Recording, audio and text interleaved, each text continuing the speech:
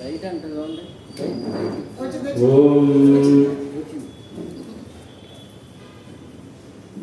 नामाहं त्वा गणपतिं हवामहे कविं कवीनापुष्पस्तमं ज्येष्ठराजं ब्रह्मणस्पतनामस्तुन्वन्नोतिविश्वेदसादनं प्रणो देवी सरस्वती वाजभिर्वाजनीवती धीनामवित्र्यवतो ॐ गुरुर्ब्रह्मा गुरुर्विष्णु गुरुर्देवो महेश्वरः गुरुस्साक्षात् परं ब्रह्म तस्मै श्रीगुरवे नमः। ब्रह्मान्ता गुरुवस्साक्षादिष्टं दैवं श्रीयपतिः आचार्य श्रीमदाचार्य सन्तु मे जन्मजन्मनि। ओं शुक्लां वरदं विष्णुं शशिवर्णं चतुर्भुजं प्रसन्नवदनं ध्यायेत् सर्वविघ्नोपशान्तये। यस्यद्वरदविक्राब्जपारिजाब्जपरशतं विघ्नं विघ्नन्ति सततं विश्वक्षेमं तमाश्रये। आमीशीकृतमार्ताण्डं गोष्पदीकृतसागरं तृणीकृतदशग्रीवम् आञ्जनेयं नमाम्यहम्। चरितं रघुनाथस्य शतकोटिप्रविस्तरम् एकैकमक्षरं प्राप्तं महापातकनाशनं। वाल्मीकिगिरिसम्भूता रामसागरगामिनी पुनादिपुण्यं रामायण महानदिः। यत्कर्णाञ्जलिसम्पुटे रहरः सम्यक् विभवत् त्यागरात् वाल्मीकेसरवादनारविन्दगलितं रामायणाख्यं मधुः। जन्मव्याधिजराविपत्तिमरणे अत्यन्तस्वापद्रवं संसारसहाय विहयगच्छति पुमान् विष्णोः परं शाश्वतं। वैदेही सततं सुरद्रमदले हैमे महामण्डपे मध्ये पुष्पकमणिमये विरासिते सुस्थिरम्। आपदामुपहर्तारं दातारं सर्वसम्पदां लोकाभिरामं श्रीरामं भूयो भूयो नमाम्यहम्। दियत्यदिबलो रामो लक्ष्मणस्य महाबलः राजा जयति सुग्रीवो राघवेणाभिपालितः। दासोऽहं कोसलेन्द्रस्य रामस्य कृष्णकर्मणः हनुमान् शत्रुसैन्यानां निहन्तां मारुतात्मजः। रावणसहस्रं मे युद्धे प्रतिबलं भवेत् शिलाभिस्तु प्रहरतपादैः पस्तु सहस्रशः। अर्धयत्वां पुरीं लङ्काम् अविवाद्यतमैथिलीं संवृत्तार्थो गमिष्यामि मिषतां सर्वराक्षसम्। धर्मात्मा सप्तछन्दस्य रामो दासर्यदिः पौरुषे च प्रतिद्वन्द्वे स्थिरजाभिरहावणम्। तपस्वाध्याय निरतं तपस्वी वाग्विलाम्बरं नारदं परिपत्कृत्य वाल्मीकिमुनिपुङ्गवम्। सभायै नमः। सभाभ्यः नमो नमः। अश्वेभ्यो अश्वपतिभ्यश्च नमो नमः। శ్రీరంగనాయకై స్త్రీలు సింగారమునరించు పూల కుషారవిందనేత్రులై అర్ధమున ముఖారవింద శోభగాంచిన మనసు వేగమైరైలుడా ఈ సంసార సాగర తరంగాల ఊసలే జైలు. ఓం సభాయై నమః.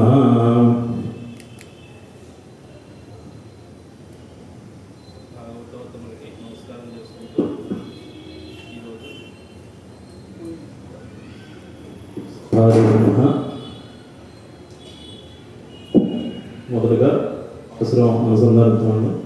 ఓం నీలాతుంగస్తనగిరితటీ సప్తముఖ్యోతు కృష్ణం పారార్ధం స్వం శృతి సతశరా సిద్ధమధ్యాపయంతి స్వోచ్ఛిష్టాయాం సృజనిగతాం యా బలాకృత్య భుంక్తే గోదాతస్యై నమయగం భూయ ఏవాస్తు భూయః. కర్కటే పూర్వఫల్గుణ్యాం తులసీ కారణోద్భవం పాండ్యే విశ్వంబరాం గోదాం వందే శ్రీరంగనాయకీం. ఓం మార్గழி திங்கள் மதுரனைந்திரநாளால் நீராட போதவீர் போதுமனோ நேர்லையீர் சிறுமல் குமாய்ப்பாடி செல்வச் சிறுநீர்கால் கூறுவர் கொழுந்தோல் நந்தகோபன் குமரன் இராந்த கண்ணி சோதை இளஞ்செங்கம் கார்மேனி செங்கன் கதிர்மதியம் போல் முகத்தான் நாராயண நமக்கே பறை தருவான் பார்வர் புகழப்படுந்தேலோரம்பாவாய். மார்கழி திங்கள் மதுரனைந்திரநாளால் நீராட போதவீர் போதுமனோ நேர்லையீர் சிறுமல் குமாய்ப்பாடி செல்வச் சிறுநீர்கால் கூர்வேல் கொழுந்தோல் நந்தகோபன் குமரன் இராந்த கண்ணி சோதை இளஞ்சிங்கம் கார்மேனி செங்கன் கதிர்மதியம் போல் முகத்தான் நாராயண நமக்கே பறை தருவான் பார்வோர் புகழப்படுந்தேலோரம்பாவாய். வையத்து வாழ்வீர்கள் நாமும் நம்பாவைக்கு செய்யும் கிருசைகள் கேளீரோ வாழ்க்கடல் பையத்தென்ற பரமனடை பாடி மெய்யன்னோம் வாழும் நாட்காலை நீராடி மெய்யெட்டுடுத்தோம் மாலெட்டு நாம் உடையோம் செய்யாத செய்யும் திக்குறதை சென்றோதோம் ஐயும் பிச்சையும் ஆந்தனையும் கை காட்டி உயமார்ந்து வந்தேலோரம்பாவாய் ஓங்கி உலகர்ந்த உத்தமன் பெயர் பாடி நாங்கள் நம்பாவைக்கு சாற்று நீராடினால் இங்கின்ற நாடெல்லாம் திங்கள் மாறு பெய்து ஓங்குபரம் சன்னலோட ஹைவுகளா உங்குவலை போதல் போர்வன் காண்படுப்பா தேங்காதை பொக்கல் சற்றமலை பற்றி வாங்கா உடன் இருக்கும் வல்லல் பெரும் பசுக்கள் நீங்காத செல்வம் நிறைந்தேலோரம்பாவாய் ஓங்கி உலகர்ந்த உத்தமன் பெயர் பாடி நாங்கள் நம்பாவைக்கு சாட்டு நீராடினால் இங்கிட்டு நாடெல்லாம் திங்கள் முன்னாறு பெய்து ஓங்கு பெரும் சென்னலோடு கைகளா இங்குவரை போதில் போர்வன் காண்படுப்பா தேங்காதை புக்கரன் சட்டமலை பற்றி வாங்கா உடைய நிறக்கும் வல்லன் பெரும் பசுக்கள் நீங்காத செல்வம் நிறைந்தேலோரம்பாவாய் ஆளுமலை கண்ணா ஒன்று நீ கைக்கிறவேல் ஆளுகள் புக்குமாந்து கொடாத்தேரி ஊழி முதல் பருவம் போல் மை கருத்து ஆளுந்தோருடைய பத்மநாபன் கையில் ஆள் போல் நின்று விளம்பர் போல் என்றதிந்து ஆளாதே சாரகம் உதைத்து செலவழி போல் வாழ உலகில் பெரிதாய் நாங்களும் மார்கள் நீராடு மகிழ்ந்தேலோரம்பாவாய் மாயினை வன்னுவாட மகனை மைந்தனை தூய் பெருநீர் இமனை துறைவனை ஆயர் குலத்தினால் தோன்றும் மண் விளக்கை தாயை குடல் விளக்கும் செய்த தாமோதரனை தூய்மாம் வந்து நாம் துமரத் துவித்தொழுதோ வாயினால் பாடுமத்தினால் சிந்திக்கா போய் விடவும் பூதரவான் என்றனவும் தீனல் துசாகம் சிற்பேரோரம்பாவாய் கொள்ளும் சிலம்பினான் புள்ளரையின் கோயில் எல்லை விடுசெங்கன் பேரரவம் கேட்டலையோ இல்லாய் இழந்திராய் மெய் நம்முடனென்று கலச்சகன் கலக்கலைய கால்லோச்சி வெள்ளத்தரவேல் தேயில மறந்திருத்தனை உள்ளத்தை கொண்ட முதல்வர்களும் யோகிகளும் நல்லைந்து அறையன்ற பேரரவம் உள்ளம் புகுந்து குழ்ந்தேரோரம்பாவாய் கீசு கீசுண்டங்கும் ஆனை சாத்தம் கலந்து பேசின பேச்சரவம் கேட்கலையோ பெண்ணே காசும் பிறகும் கலகல கை பெயர்த்து வாசல் அன்பளிச்சியார் மத்தினால் ஓசைப்படுத்து தைரவம் கேட்கலையோ நாயக பெண்பிள்ளாய் நாராயணன் மூர்த்தி தேசமனை பாடுவோம் நீ கேட்டு கிடத்தியோ தேசமுடையாய் திருவேலோரம்பாவாய் கீழ்வானம் வெள்ளென்று பெருமை சிறுவேலு மேவான் பரந்தனகான் விக்குளை பிள்ளைகளும் போவான் போகின்றாரை போகாமல் காத்து உன் கோவான் வந்து நின்றோம் போது புறமுடையா பாவாய் எரிந்திராய் பாரிப்பார் கொண்டு மாவாய் பிறந்தனாய் மல்லரை நாட்டியா தேவாதி தேவனை சென்று நாம் சேவித்தால் மாவா வென்றாய் என்று அருளிலோரம்பாவாய் தோமன் மூலத்து சுற்றும் விளக்கிறையே யோகம் கமலத்திலே மேல் கண்வளரும் மாமான் மகளே மணிக்கர்வம் மாம் தெருவாய் மாமீர் அவளை எழுப்பீரோ உன் மகள் தான் உடைய வந்திச்சு விட அகந்தலோ எமரு நெந்தல் மந்திரப்பட்டாலோ மாமையின் மாதம் வைகுந்தன் என்று நாம் உலகம் நவின்றோ ரெம்பாவாய் நோற்றுச்சு வர்க்கம் போகின்றோம் மனாய் மாற்றும் தானாரோ வாசல் திறவாத்தார் நாத்திரயாய் ஒரு நாராயணன் நம்மால் போற்றப்பறை திருவம் புண்ணிய நாள் ஒன்று நாள் குட்டித்தன் வாய் விழுந்த கும்பகர்ணனம் தோற்று ஏது திரிஞ்சேசால் அவரு தோற்று மலக்கே பெருந்திரியா தான் தந்தானோ ஆற்ற வனந்தலடையாய் அருங்கலமே தேற்றமாய் வந்து திருவேலோரம்பாவாய் ஆண்டாள் திருவள்களே சரணம்.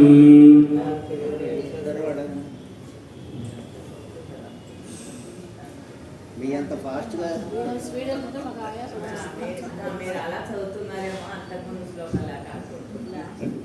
అంటే ముందు అన్నీ కూడా చదువుతాం కానీ మనం అంటే అవన్నీ కూడా ప్రశాంతంగా సావధానంగా చదువుతుంటే మిగిలిన విషయాలు మనం చెప్పుకోవడానికి సమయం కుదించడం అవుతుందన్న ఉద్దేశంతో ఏ రోజు పాసరం ఆ రోజు సావధానంగా వెళ్దాము. ముందు ఎలాగో మనం ఆల్రెడీ దాని భావార్థాలు తాత్పర్యాలు చెప్పుకునే ఉన్నాం కాబట్టి అందులో ఒక్కొక్కటి 2 నిమిషాలు చెప్పాల్సినవి ఖచ్చితంగా ఉన్నాయి కాబట్టి ఆ యొక్క సాంప్రదాయం మనం దాటిపోవడం కాబట్టి ఆ విధంగా వెళ్తున్నామంట. శుభం శుభం.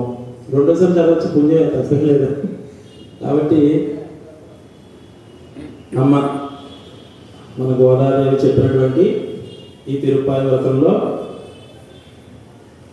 ఆనందంగా 10వ రోజులోకి వచ్చాము.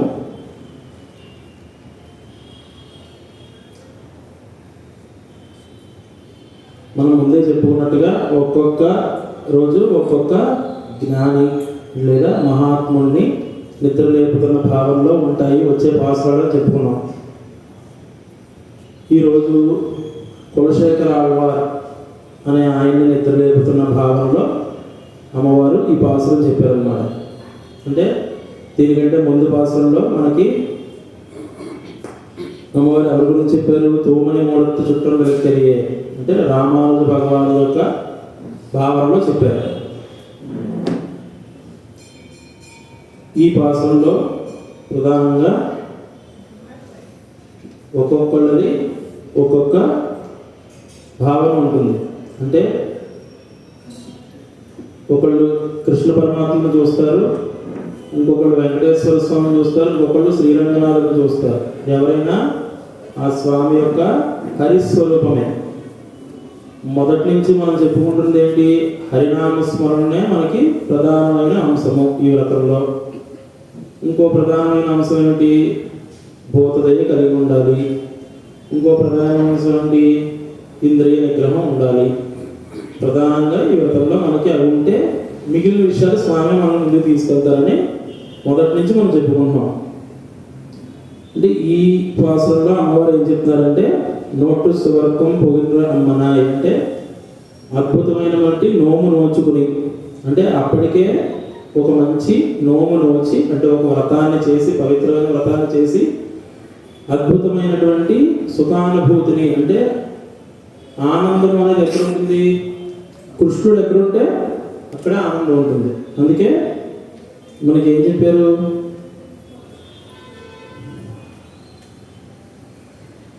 కృష్ణ అన్న శబ్దానికి సర్వవేద సర్వవేద్య శశాస్త్రా సర్వయజ్ఞ సర్వవిద్య కృష్ణ విదుకృష్ణం బ్రహ్మణ తత్వతో ఏ తాషాం రాజన్ సర్వయజ్ఞ సమాప్తత అంటే అన్ని వేదాలు, అన్ని శాస్త్రాలు, యజ్ఞాలు, యాగాలు, సమస్త ఇష్టులు అన్నీ నేనే అన్న భావనలో మనకి ఇక్కడ ఈ పదం చెప్పారు అమ్మవారు. అంటే కృ అన్న శబ్దానికి నిరతిశయమైనటువంటి అని అర్థం. నా అంటే ఆనందాన్ని ఇచ్చేవాడు అని అర్థం. అంటే కృష్ణ అంటే ఆనందాన్ని ఇచ్చేవాడు, ఆనంద నిలయుడు. ఆయన ఎక్కడుంటే అక్కడ ఆనందం. అదే మోక్షం, పరమపదం. ఆ విధంగా ఆనంద స్వరూపుడైనటువంటి ఆయనతో ఉంటే అదే ఆనందం. అంటే నువ్వు అటువంటి ఆనందంలో ఉన్నావా ప్రస్తుతం అని అక్కడ ఉన్నటువంటి ఒక గోపుకుని అమ్మనాయ్ అన్నవి మాత్తమం తాళాలో వాసలు తెరవాదారు అంటే మాట అయినా మాట్లాడచ్చు కదా, వాకిలి తెరవకపోయినా. అంటే ఆవిడ ఎంత పిలిచినా తలుపు తీయట్లా, తలుపైనా తీయకపోయినా పర్వాలేదు, మాట అయినా మాట్లాడరాదా అంటే మేము ఇక్కడి నుంచి పిలుస్తున్నాం కదా, శబ్దమైనా నువ్వు ఇవ్వట్లేదే. నాతతుగా ముడి నారాయణం నమ్మాలి అంటే పరిమళించే సువాసనలు వచ్చే తులసి చేత అలంకరింపబడినటువంటి కిరీటము గల నారాయణుడు అంటే కృష్ణ పరమాత్మ మా చేత నమ్మాల్ అంటే మా చేత ఓత్త పరై తరువు పుణ్యనాళ్ మంగళాశాసనం పాడబడి పరంను వసంగించే అంటే మనకి పరై తరువానని ముందు నుంచి చెప్పుకున్నాం. పరం మనకి వసంగించే అంటే ఇచ్చేటువంటి పుణ్యస్వరూపుడైనటువంటి పండు ఒరునాడు కుత్తిత్తన్ అంటే పూర్వం ఒకనాడు మృత్యువు చేత వాయు నోటిలో విహందు పడినటువంటి కుంభకర్ణుడు తోత్తు ఉనక్కే అంటే తనతో పోటీ పడి నువ్వు నిద్రపోయావా అంటే అతనికి ఉన్నది ఇంకేముంది, ఆ నిద్ర తప్ప ఇంకేం లేదు కాబట్టి అది నీకు ఇచ్చేసాడా అంటే పెరుం తుయింతాన్ అంటే గాఢ నిద్రలో ఉండిపోయేవా, తందానం నీకు ఇచ్చాడా ఆ నిద్రని. అత్త ఆనందాల్ ఉడయాయ్ అరుణ్ కలమే అధికమైన నిద్రముత్తలో ఉన్నటువంటి నీవు అరుణ్ కలమే అంటే దుర్లభమగు పోషణము అంటే మా అందరికీ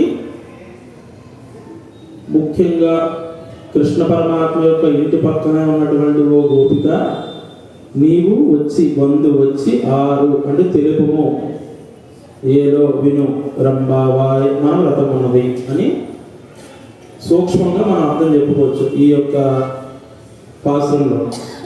ఇందులో ఏ విధంగా చెప్తారంటే స్వామివారు సర్వధర్మాన్ పరిత్యజ్య మామేకం శరణం వ్రజ అహంత్వా సర్వపాపేభ్యో మోక్షయిష్యామి మహాశుచః. అన్ని ధర్మాలలోకి ఉత్తమమైన ధర్మం నీ ధర్మాన్ని నువ్వు ఆచరించడం అంటే పరిపూర్ణమైనటువంటి హరినామస్మరణ భాగంగా నువ్వు హరినామస్మరణలో భాగంగా ఉంటూ ఎప్పుడైతే నీ నిత్య దైనందిన జీవితాన్ని గడుపుతావో అప్పుడు నీకు జన్మ కర్మ సమయ దివ్యం యోగం యోగి విద్వత్వతః. నీ జన్మలో ఉన్నటువంటి పాపాలన్నింటినీ మనం ముందు చెప్పుకున్న పాపాలు 3 రకాలు ఉంటాయి. ప్రారబ్ధము, ఆగామి, సంచితము. సంచితం అంటే మనం కొని తెచ్చుకునే పాపాలు.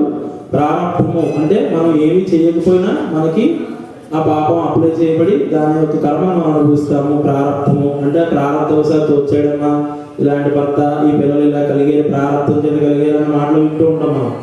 అంటే ప్రారబ్ధం అన్న కర్మని మనం ఆపలేం. ఆగామి వచ్చేదాన్ని మనం మార్చుకోవచ్చు. ఏ విధంగా శ్రీహరి పాదాలే నాకు శరణ్యం అని మనం నమ్మితే ఆగామి పాపాలు మంటల్లో వేసిన దూది వల్లే కాలిపోతాయని ముందు భాషలో మనం చెప్పుకున్నాం.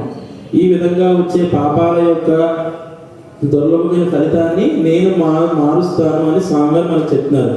అలాగే ఇక్కడ ఉన్నటువంటి ఏచ విధవేనో విప్రాహ ఏచాధ్యాత్మ విధో జనాహ తేవదంతి మహాత్మానం కృష్ణం ధర్మం సనాతనం. అంటే మనకు ఉన్నటువంటి ఈ సనాతన ధర్మంలో కృష్ణుడే మనకి అన్ని అన్న భావన ఎప్పుడైతే కలుగుతుందో అప్పుడు మనం ఖచ్చితంగా వేదాంతులకు విప్రులకు ఆధ్యాత్మ జ్ఞానులకు కూడా కృష్ణుడే సర్వస్వం, ఆయన పాదాలే శరణ్యం అన్నది ఖచ్చితంగా తెలుస్తుంది అనమాట. ఆ విధంగా మనం ఇక్కడ అనుకోవచ్చు.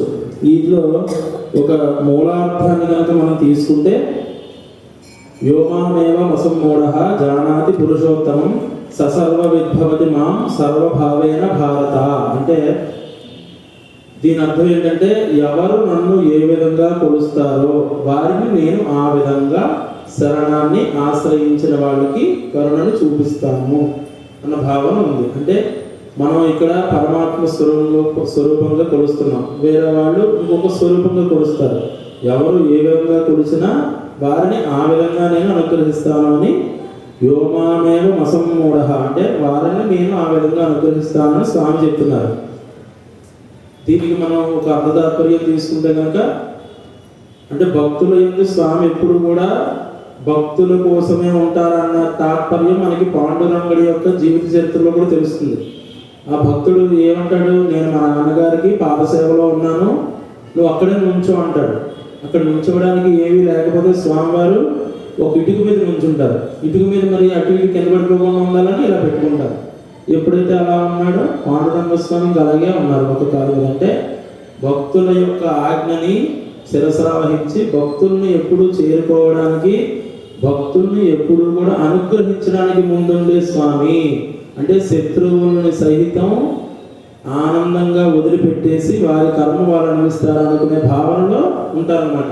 కానీ కొంతమంది శత్రువులు స్వామి చేతిలో మరణిస్తారు. అది వారి యొక్క ప్రారంభం. మనం ముందే చెప్పుకున్నాం. అంటే ఇప్పుడు ఎవరైనా ఒక బావి తవ్వించారనుకోండి, బావి ఎందుకు తవ్విస్తారు? అందరూ నీళ్లు పట్టుకుంటారు, స్వతంగా నీళ్ళు తాగుతారని తవ్విస్తారు. ఎవరో అందులో పెట్టి కావాలని మరణించారనుకోండి, అది బావి తవ్వించిన వాళ్ళ పాపం కాదు కదా. వాళ్ళు మరణిస్తారని తవ్వించలేదు, అందరూ సుఖపడతారు, నీళ్లు తాగుతారని తవ్వించారు. అంటే ఇది ఉంటుంది, ఇది ఉంటుంది. కానీ ఈ పాపం ఈ బావి తవ్వించిన యజమాని గారికి రాదు కదా. ఎందుకు? పరమాత్మాన్ని చూస్తారు కాబట్టి. ఆ విధంగా ఒకళ్ళు ఒక తాత్పర్యం కోసం, అర్థం కోసం, అంటే ఒక మంచి పని కోసం ఒకటి చేసినప్పుడు ఇటువంటివి కూడా జరుగుతూ ఉంటాయి. అంటే ఎప్పుడు కూడా పరమాత్మతోటే ఉండాలన్న భావన ఉన్నవాళ్ళు వాళ్ళు మనకి ఆళ్ళవాళ్ళని చెప్తాం. మనకి మొదటి నుంచి కూడా పరమాత్మ సేవే కైంకర్యమే జీవితంగా భావించి నిరంతరం కూడా పరమాత్మను సేవిస్తూ తరిస్తూ వారి యొక్క జీవితాన్ని పరై పొందినటువంటి ఆళ్వార్లు మనకి 10 మంది చెప్పుకున్నాము. వాళ్ళలో భాగంగా ఇప్పుడు ఆ మొదటి నుంచి నువ్వు నోములు వచ్చుకుని అద్భుతమైన స్వర్గంలో ప్రవేశించిన అమ్మ ఉంది. ఇందులో మొట్టమొదట నోట్రు సువర్గం పూగిండ్రు అమ్మనాయ. అంటే తులసి దళాలతో అలంకరించినటువంటి ఆ యొక్క కృష్ణ పరమాత్మని నీవు తులసి వనంలో పెట్టి పూజ చేసేవా అంటే, తులసి అంటే అర్థం ఎవరు? మన అమ్మవారే తులసి. ఎందుకంటే ఆవిడ దొరికిందే తులసి వనంలో. తులసి కారణోద్భవ, అయోనిజగా గోదావరి తులసి వనంలో దొరికింది కాబట్టి అమ్మవారు ఆముక్త మాయద సూడి కొడుతూ నాచ్యాలని చెప్తాం. అంటే తులసి యొక్క అంటే పూమానులే కాదు, తులసి కూడా ధరించి ఆ యొక్క వడపెడుయాలు వడపత్ర సాయికి సమర్పించినటువంటి తల్లి. అంటే ఓన్లీ పువ్వులే ధరించింది కదా, తులసి మాలను కూడా ధరించి స్వామివారికి ఇచ్చింది. అటువంటి అమ్మని మనం చెప్పుకున్నాం. కర్కటిగా కోలగొలుగున్నాం తులసి కారణోద్భవ పాండ్య విశ్వంబర వందే శ్రీరంగ నాయకం. అంటే అటువంటి అమ్మని తరువాత అంటే మనకి తెలిసినటువంటి ఒక 700 సంవత్సరాల క్రితం కనుక వెళ్ళగలిగితే అటువంటి సమయాల్లో కూడా రామానుజాచార్యుల యొక్క గురువులు మనకి తెలుసు. ఆయన్ని 5 గురువులు అనుగ్రహించారు. రామానుజాచార్యులు 5 గురువుల యొక్క ఆశ్రయాన్ని తీసుకుని ఒక్కొక్కరి నుంచి ఒక్కొక్క విద్యాభ్యాసాన్ని తీసుకున్నారని మనందరికీ తెలుసు. అటువంటి స్వామివారి శ్రీరంగంలో ఉన్న పెరియ నంబి గారు ఆయన ఒక గురువు, ఆయన ఒక మహానుభావుడు. ఆయన కూతురు పేరు అతులాయి, అంటే తులసి అని అర్థం. తులాయి అంటే తులసి అని అర్థం. ఆవిడ మన రామానుజాచార్యులు గారిని ఎప్పుడు అన్నయ్య అని పిలుస్తూ ఉండేదట. అయితే ఒకనొక సందర్భంలో ఆవిడకి వివాహం అయింది. వివాహం అయిన తర్వాత మరి సాంప్రదాయంగా సారాది పెట్టి అత్తగారింటికి పంపుతారు కదా, అత్తగారింటికి పంపించారు. పంపించిన తర్వాత తీరమోసి చూస్తే అక్కడ అత్తగారు కొంచెం ఈవిడ్ని ఇబ్బంది పెట్టే పరిస్థితులు ఉన్నాయి అక్కడ. అంటే ఏ విధంగా అంటే, పూర్వం ఒక పండితుడు ఉన్నాడు. ఆ పండితుడు అన్ని వేళలు చదువుకున్నాడు కానీ పాపం వారి భార్య కొంచెం గయ్యాలి. అంటే ఏ విధంగా అంటే, కొంచెం అన్నం పెట్టంటే అప్పుడే తెల్లరిందా అన్న ఉద్దేశంలో మాట్లాడే విధానం అన్నమాట. అయితే ఇతనికి పాపం నిత్యం అలాగే ఉండేవాడు. ఒకరోజు వీళ్ళ నాన్నగారు తిరిగి వచ్చింది. అంటే రేపు పొద్దున్న వీళ్ళ నాన్నగారు తిరిగి, సరే మరి మా నాన్నకైనా నేను తిరిగి పెట్టాలి. మామూలుగా అంటే ఓ కూర ఓ పప్పు లేకపోతే నిన్నటిదైనా వేసుకుని తినే పరిస్థితి. కానీ మరి తద్దినం అంటే ఒక పద్ధతి ఉంటుంది. దానికి 4 కూరలు 4 పచ్చళ్ళు పిండి వంట అన్నీ పెట్టాలి. ఓ బ్రాహ్మడు అన్నాడు, ఎద్దినం తద్దినం జాస్తి తద్దినం ఒక ఉద్దినం అని. అంటే ఏ రోజు అయితే తద్దినం వంట లేదో ఆ రోజు షట్రశోభతలు తెల్లలేని అన్న భావన. అంటే ఈ పదం వాడకూడదు కానీ అటువంటి అంటే అద్భుతమైన పెద్దలు పితృదేవుల్ని తరింపజేసే భోజనం వడ్డించేటువంటి ఒక పుణ్య కార్యక్రమం, పితృదేవతల్ని తరింపజేసే కార్యక్రమం. మరి అందులో ఎలా ఈవిడితో చేయించాలి? ఈవిడేమో మడిగట్టుకుని చేయదాయే ఎలాగ మరి మా నాన్నగారు తరింపు చేయడం బాధలో గురువుగారి దగ్గరికి వెళ్ళాడట. గురువుగారి ఆశ్రమంలో ఏంటి దిగాలుగా ఉన్నారా కూర్చో ఏంటంటే, గురువుగారు అంటే మరి గురువుగారు చెప్పారు. గురువుగారికి విషయం చెప్పాడు, ఇలా పరిస్థితి మరి రేపు మా నాన్నగారి తిథి ఏం చేయాలో అర్థం కావట్లేదంటే గురువుగారు ఒక బ్రహ్మోపదేశం చేశారు చెవిలో. ఏం చెప్పారంటే, నువ్వు వెళ్ళు ఇంటికి వెళ్ళి కూర్చొని ఈ విషయం చెప్పన్నాడు. ఏ విషయం అంటే, ఇంటికి వెళ్ళాడంట, కూర్చున్నాడు, భార్యతో అంటున్నాడు, ప్రతి సంవత్సరం మా నాన్నగారు తిరిగి వస్తుంది కదా, ఇప్పుడు వరకు మనకు ఏం లేదు, ఈ సంవత్సరం మానేద్దాం అనుకుంటున్నాను అన్న. సమస్య లేదు, మీరు మానకూడదు, ఖచ్చితంగా చేయాలండి అనగానే, సర్లే నాకైతే చేయడం ఉద్దేశం ఇష్టం లేదు, నువ్వు చేయమన్నావు కాబట్టి చేస్తాను, పెద్దగా అడావిడ ఏం చేయకు, ఏదో ఒక కూర పప్పు చల్లి కుదరదు 4 రకాల కూరలు 4 రకాల పచ్చళ్ళు చేస్తాను, చేస్తే చేసేవాళ్ళు పిండి వంటలు ఏమవుతాయి, పిండి వంటలు కూడా చేస్తాను, సమస్య లేదన్నమాట. అంటే అతనికి కావాల్సింది ఏంటి, అదే కావాలి, ఆ బ్రాహ్మణుని సంతృప్తి పెట్టడం, ఇంటికి వచ్చిన అతిథిని ఆనంద పెట్టడమే కావాలి. అది జరిగింది. అంటే అటువంటి స్త్రీలని కూడా స్వామివారి మాయ అనేది ఒక్కొక్కసారి నిండి ఉంటుంది. అటువంటి ఆవిడనమాట ఈ అతులాయి గారికి వచ్చినటువంటి అత్తగారు. ఈ రోజుల్లో అంటే అత్తగారి ఒళ్ళో కాళ్ళు పెట్టి కూర్చుంటున్నారు కోడలు. ఇది వరకు రోజుల్లో అలా ఉండేది కాదు కాబట్టి కొద్ది గౌరవం మర్యాద పెద్దలు ఉండే పరిస్థితులు ఉండేవి. అటువంటి పరిస్థితుల్లో మరి ఆవిడ ఇంటికి వెళ్ళింది.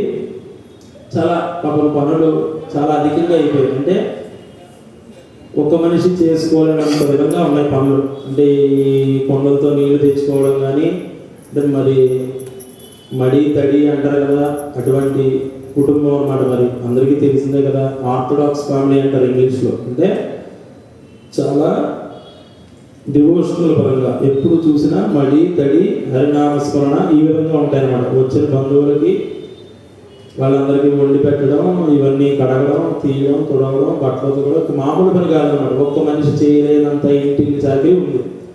ఈవిడ పాపం చేసింది ఇంకా ఈవిడికి కొంచెం బాధలా కలిగి అత్తగారితో చెప్తాను, అత్తగారు నేను ఒక్కదాన్ని చేయలేకపోతున్నాను, ఎవరినైనా సహాయం తెచ్చుకుంటాను అంటే, మీరు అనుమతిస్తే ఎవరైనా తెచ్చుకుంటాను అంటే,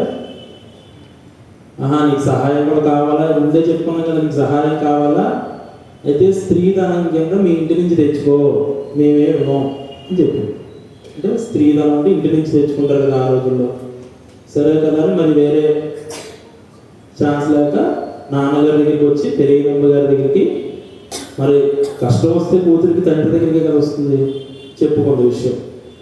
చెప్తే అప్పుడు పెరిగినమ్మ గారు రామానుజాచార్యులకి గురువు అయినప్పటికీ కూడా ఆయన గురువైనటువంటి యమునాచార్యులు వెళ్ళిపోయేటప్పుడు నువ్వు ఈ 5 ఆయనకి ఉపదేశిస్తే చాలు, అంటే 5 రకాల భాష్యాలు ఆయనకి చెప్తే చాలు, కానీ వైష్ణవ సంప్రదాయాన్ని ముందుకు తీసుకెళ్ళే సమర్థత రామానుజాచార్యుల్లో ఉంది. నువ్వు నేను వెళ్ళిపోయిన తర్వాత, నాకు పరంపర వచ్చిన తర్వాత ఆయన్నే గురువుగా భావించు, ఈ 5 మాత్రం ఉపదేశించు అని చెప్పారు. అంటే పెరిగినమ్మ గారికి ముందే తెలుసు, నేను రామానుజాచార్య గురువు అయినప్పటికీ పెరిగినమ్మ గారు రామానుజాచార్యులు ఏం చెప్పినా దాన్ని పొల్లుపోకుండా చేసేవారు. అంటే ఆయన గీసిన గీతను దాటకుండా ఉండేవారు. అంటే ఆయన అడిగేవారు ప్రతి విషయం, ఆయన యొక్క ఒపీనియన్, అంటే ఆయన చెప్పిన అర్థాన్ని తీసుకునేవారు. అప్పుడు కూతురు తీసుకుని వెళ్ళారు ఆయన శిష్యుడైనటువంటి భగవత్ రామానుజాచార్య. అంటే అక్కడ ఉన్నారు. ఈ విషయం అంతా ఇప్పటివరకు మనం చెప్పుకున్నంత చెప్పారు, అంతా విని సరే ఒకళ్ళు తీసుకురామన్నారు కదా నీ దగ్గరికి అని చెప్పి, అన్నయ్య అని పిలిచేదని మనం మొదటే అనుకున్నాం ఈవిడ. కాబట్టి అలా అంటే ఆప్యాయంగా ఒక చెల్లెలికి వచ్చినటువంటి బాధను నివృత్తి చేయడానికి భగవత్ రామానుజాచార్య గారు ఎప్పుడు కూడా ప్రియ భాష్య సంభాషణ, అంటే మృదువుగా మధురంగా మాట్లాడేవారు. ఎవరితో అయినా సరే కర్కశంగా కఠినంగా మాట్లాడేవారు కాదట. అంటే ఎటువంటి దారుణమైన పరిస్థితిలో ఉన్నటువంటి విషయాన్నైనా వాళ్ళ మనసు నొచ్చుకోకుండా చెప్పే విధంగా ప్రయత్నించేవారు. అలా ఆయన సరే విషయాన్ని వివరిద్దామని చెప్పి ఎదురుకుండా చూశారు, ఎవరిని పంపితే బాగుంటుందని. చూసినప్పుడు అక్కడ దాశరథి ఆయన శిష్యుల్లో ఒకడు, అలాగే ఆయనకి రక్త సంబంధికుడైనటువంటి పిన్ని కొడుకు లాంటి వారైనటువంటి దాశరథి గారు కనిపించారు. ఈ దాశరథి గారిని పిలిచి, ఎప్పుడు కూడా ఆయనకి దాశరథి గారు అలాగే కోదత్తాళ్వార్ మనం ముందే చెప్పుకున్నాం, వీళ్ళిద్దరూ కూడా ఆయన వెన్నంటే ఉండి ఆయనకి కైంకర్యం చేసేవారు అని చెప్పుకున్నాం. అయితే శ్రీరంగానికి ఈయన వెళ్ళి వచ్చినప్పుడల్లా ఈ పెరిగినమ్మ గారే ఉపదేశం ఇవ్వలేదు, అంత సులువుగా ఇవ్వలేదు. ఎందుకు ఇవ్వలేదంటే మనకి భగవత్ రామానుజాచార్యుల యొక్క జీవిత చరిత్రలో ఉంటుంది, ఆయన 17 సార్లు శ్రీరంగం వెళ్ళొచ్చారు అని చెప్పి. ఆయన ఉత్తరదేశం నుంచి శ్రీరంగానికి 17 సార్లు వెళ్ళొచ్చారు. దానికి కారణం ఏంటంటే వెళ్ళినప్పుడల్లా ఈ కోదంతాళ్వారు మరియు ఈ దాశరథి గారు ఆయనతోటే ఉండేవారట. అయితే ఈ పెరిగినమ్మ గారు చెప్పారు, నేను నిన్ను ఒక్కడనే రమ్మన్నాను కదా, మరి ప్రతిసారి నేను ఎందుకు తీసుకుంటున్నావు అని చివరిసారి వచ్చినప్పుడు అడిగినప్పుడు ఆయన చెప్పారు, నేను ఒక సన్యాసి దీక్షలో ఉన్నటువంటి వాడిని కాబట్టి నేను దండము పవిత్రము లేకుండా బయట రావచ్చా అంటే రాకూడదు, మరి నా పవిత్రం దాశరథి, నా దండం కోదత్తాళ్వార్, అందుకే నేను వాళ్ళతోటే వస్తానని చెప్పాను. అటువంటి భగవత్ రామానుజాచార్యుల యొక్క పవిత్రంగా కనిపించే దాశరథి గారు కనిపించారు. కనిపిస్తే దాశరథి గారిని పిలిచి, నువ్వు అతులాయి దగ్గరికి, అంటే మన సోదరితో సమానమైనటువంటి ఆవిడికి పరిచర్యలు అంటే సహాయంగా ఉండడానికి వెళ్ళు అని చెప్పి, అంటే ఆజ్ఞాపించడం అలాంటివి ఏమి ఉండవు. అంటే నేరుగా మనం ముందే చెప్పుకున్నాం, మృదు మధురంగా చెప్పడమే. ఆ విధంగా చెప్పారనమాట. చెప్తే వెంటనే శిరసావహిస్తారు కాబట్టి అలాగా అని వెంటనే వెళ్ళారు. ఇందులో భావన మనకి ప్రధానంగా తులసి అన్న భావన, తులసి దళం అనేది చెప్పుకుంటున్నాం. దీని అర్థం ఏమిటంటే, ఇప్పుడు ఎవరైనా చివరి క్షణాలు ఉన్నారనుకోండి, తులసి నీళ్ళు పోయిండమ్మా నోట్లో ఉంటారు. దాని అర్థం ఏమిటి? బ్రతికినన్నాళ్ళు నీ భజన చేసదము గాని మరణ సమయం మనమరుతుమేమో, ఆ వేళ యమదూతలాగ్రహంబుగా వచ్చి ప్రాణములు పెకలించి పట్టునప్పుడు, కఫవాత వైప్యములు గట్టిగా క్రమ చెంది కఫము ఉద్భవం చెంది కష్టపడుతూ, మా జిహ్వయందుండి మేము నిన్ను నారాయణాని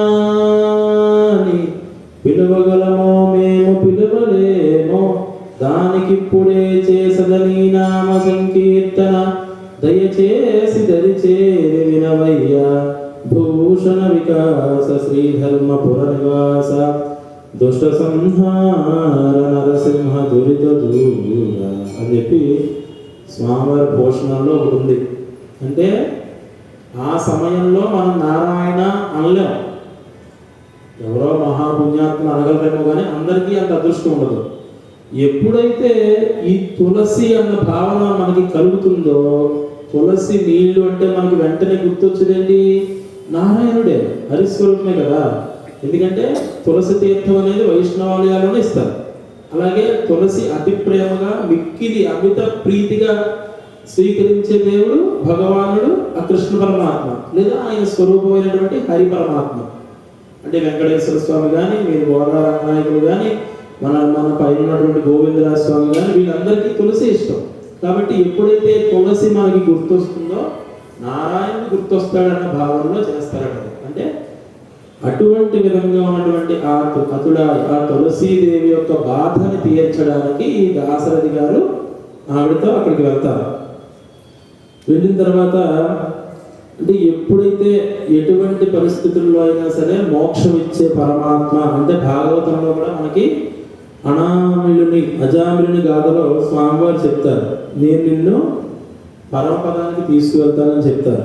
అదేవిధంగా శ్రీ వైష్ణవులకి ఈ దాశరథి గారు చాలా ముఖ్యమైన ఆయన. అంటే ఈయన్ని మొదలై ఆండాన్, అంటే మొదలై ఆండానని, లేదంటే శ్రీ వైష్ణవులకు నాయకుడని, లేదా యతిరాజ పాదుక రామానుజన్ పొన్నడి శ్రీ వైష్ణవ దాసన్ తిరుమాల్ బార్బర్, ఇలా అనేక అద్భుత నామాలు సాధించినటువంటి కీర్తి ఉన్నటువంటి వ్యక్తి.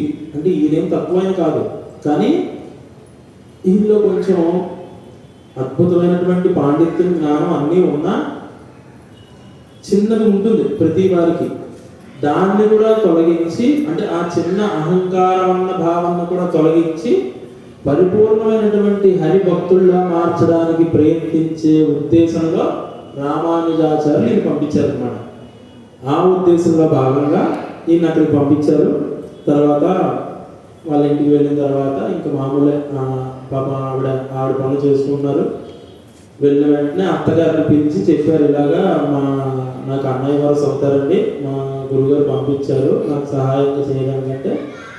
సరే వచ్చావా, చేసుకొని ఆయన అని చెప్పారు. పాపం ఈయన కొంచెం బండ పనులు, ముండి పనులు అటువంటి, అంటే ఆవిడ చేయలేని పనులు, కొద్దిగా బండ పనులు ఉంటాయి కదా, బట్టలన్నీ గట్టిగా ఉతకడం కానీ, పెద్ద బిందెలతో నీళ్లు మూయడం కానీ, అటువంటివి అన్నీ ఈయన చేస్తూ, ఈ కూరలో పోపు వేయడం, సాంబార్లో ఉప్పు వేయడం, ఇలాంటివన్నీ ఈవిడికి చెప్తూ, ఆ విధంగా ఏదో సహాయ సహకారాలు అందిస్తూ ఆయన పరిపూర్ణంగా, అంటే మడి తడి సంబంధించినవన్నీ ఈయన చూసుకుంటూ, నువ్వు వెళ్ళి స్నానం చేసుకుని దేవతార్థం చేసుకోమ్మా, ఇటువంటి విధంగా కొన్ని రోజులు నడుస్తుంది వ్యవహారం.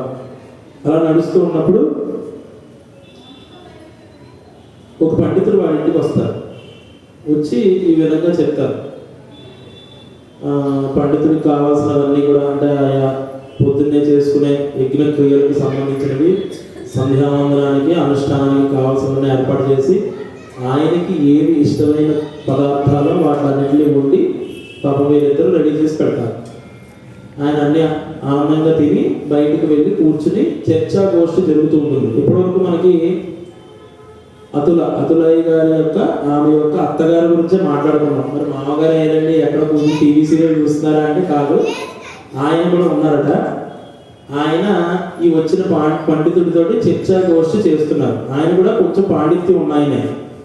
వీళ్ళిద్దరూ వేదాల గురించి, వేదాలలో ఉన్న తర్కం గురించి మాట్లాడుకుంటున్నారు. అలా మాట్లాడుకుంటున్నప్పుడు ఈ దాశరథి గారు పెద్ద బిందెతో నీళ్లు తీసుకుని లోపలికి వెళ్తూ ఉన్నారు. అప్పుడు అక్కడ ఉన్నటువంటి పండితుడు చెప్తున్నాడు అన్నమాట, ఇప్పుడు మనం చెప్పుకున్నదంతా కూడా ఇదంతా ఒక కళ లాంటిదే, అంటే సుదీర్ఘమైన కళ. మనకు వచ్చినటువంటివన్నీ కూడా కళలో పాత్రలే. అంటే ఇప్పుడు మనకు నిజంగా రాత్రి పడుకున్నప్పుడు ఒక కళ వచ్చింది అనుకోండి, పొద్దున్న లేచిన వెంటనే కళలో కనిపించు లక్ష్మి ఇలము గాంచలేదే విశ్వదాభిరామ వినురవేమ ఉంది. అంటే కళలో మనకి లక్ష్మీదేవి కనబడితే నిజంగా కనపడదట, నిజంగా అది కలవదు. అదే విధంగా కళల్లో వచ్చినటువంటివి ఏవి కూడా నిజంగా లేవే అన్న భావనలో ఇది ఇప్పుడు మనం చూస్తున్నది, చేస్తున్నది, జరుగుతున్నది అంతా ఒక సుదీర్ఘమైన కళ, ఇదంతా ఒక మాయ, ఇదేమీ లేదు, వీటిలన్నింటినీ మనం విడిచిపెట్టేయాలి అని చెప్తున్నాడట. అప్పుడు ఇదంత తార్కికంగా లేదు మీరు చెప్పేది అని ఈయన చెప్తున్నారు, ఎవరు మామగారు. కానీ ఈయన స్థాయి ఆ పండితుడితో సరిపోట్లా. అంటే ఈయన ఏదో ఒక ఎంఏ చేశాడు అనుకుందాం, ఆయన త్రిపుల్ చేసిన పండితుడు అనమాట. ఆ విధంగా మనం భావించవచ్చు. ఈయన చెప్పిన దానికి ఆయన ఏదో శాస్త్రంలోది, వేదంలోది ఒక మూలం, ఒక లైన్ చెప్పడం, దాని గురించి చెప్పడం, ఇది అలా కాదు కదా, అది ఇలా కాదు కదా అని చెప్పడం. ఈయన నీళ్లు పడుతూ ఉన్నారు. ఒకసారి బిందె పక్కన పెట్టి వచ్చి మీరు చెప్పేది తప్పండి అని చెప్పారు ఈ పండితుడికి. అప్పుడు నువ్వు స్థానాచార్యుడివి, అంటే ఇక్కడ నాకు వండి పెట్టా ఆయనవి, నీకు ఇవన్నీ ఎలా తెలుస్తాయి అని చెప్పారట.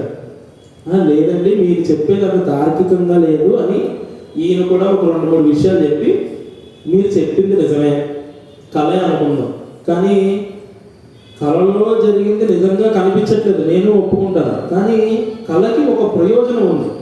మనం ప్రతి కళకి ఒక ప్రయోజనం ఉంది.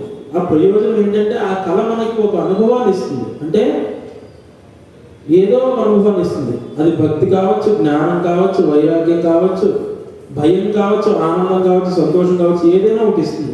ఇప్పుడు కళ్ళలో మనకు ఒక పాము కనిపించింది అనుకోండి, అది మన మీదకి వచ్చేస్తున్నట్టుగా, మనం కలుస్తున్నట్టుగా భావిస్తే మనం వెంటనే లేచి కూర్చుంటాం. అక్కడ ఆ కళ యొక్క ప్రయోజనం ఏంటి? భయం. మనకి ఒళ్ళంతా గగురుపాటు వస్తుంది, ఒక భయం వేస్తుంది. అదే సమయంలో నిజంగా నేరుగా నీకు ఒక ప్రమాదం ఎదురుగా ఉందనుకో, ఆ ప్రమాదం నుంచి నిన్ను రక్షించడానికి శ్రీహరి చేసిన ఒక మాయ అనుకోవచ్చు కదా, ఇది ఒక భావన.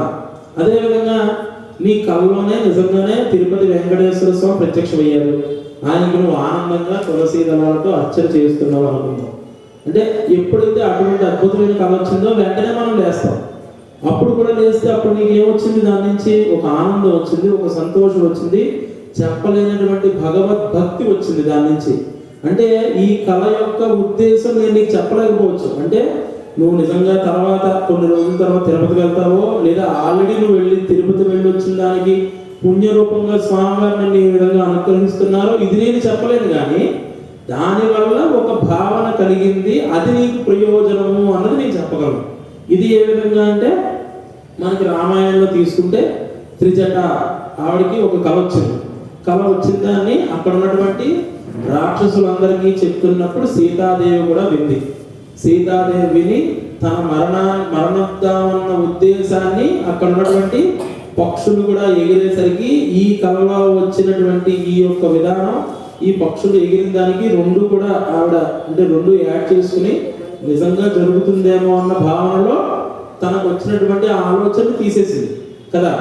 ఆ విధంగా కళలో వచ్చినటువంటి ప్రతిదానికి ఒక ప్రయోజనం ఉంటుంది. కాబట్టి ఇదంతా కళ అనుకుందాం, కానీ ఈ కళలో కూడా మనం ఒక ప్రయోజనాన్ని వెతుక్కోవాలి. ఎప్పుడైతే ఇది కళ, ఇదంతా మాయే, మనకు సంబంధం లేదని నువ్వు అనుకుంటావో, నీ చుట్టూ జరిగే ప్రతి విషయాన్ని నువ్వు వదిలిపెట్టేస్తావు. అలా వదిలిపెట్టడం సరైన పద్ధతి కాదు.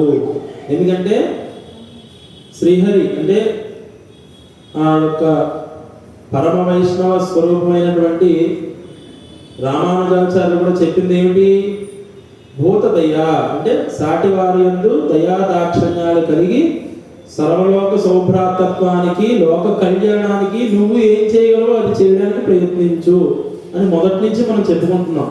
మనం ఒక్కలమే వ్రతం చేసేది పుణ్యం సంపాదించేసుకోకూడదు, అందరినీ కలుపుకోవాలి, అందరినీ కలిపి తీసుకువెళ్ళాలి, అప్పుడే మనకి స్వామివారి అనుగ్రహం కలుగుతుందని మొదటి నుంచి మనం చెప్పుకుంటూనే ఉన్నాం.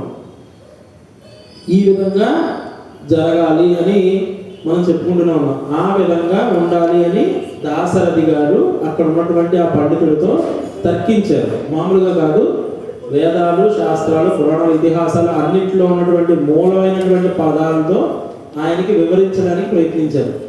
అప్పుడు ఆయన కూడా ఒకసారి నిశ్చేష్టుడు అయిపోయాడు. ఏంటి ఈయన పాండిత్యం నాకు అసలు అర్థం కావట్లేదు, నేను ఇంకా ఏ స్థానాచార్యుడు అనుకున్నాను, ఏంటి ఇంత దీర్ఘంగా సుదీర్ఘంగా ఆశువుగా చెప్తున్నారు ప్రతీతి అనుకుని ఆయనే కాదు పక్కన ఉన్నటువంటి మామగారు కూడా ఒక్కసారిగా షాక్ అయిపోయారు అన్నమాట. మన భాషలో చెప్పుకోవాలంటే నిశ్చేష్టుడు అయిపోయారు. ఎన్నాళ్ళు మేమేదో ఏ ఆటలో చదువుకున్నాడేమో అంటే ఈయన పిలిచి అడిగారు, ఏం చదువుకున్నాయా అంటే ఏదో బతకడానికి చదువుకున్నానని నేను చెప్పారు తప్ప నేను రామానుజాచార్యుల యొక్క దాశరథి అంటే ఆయన యొక్క మూల ప్రధానమైన శిష్యుడని చెప్పలా.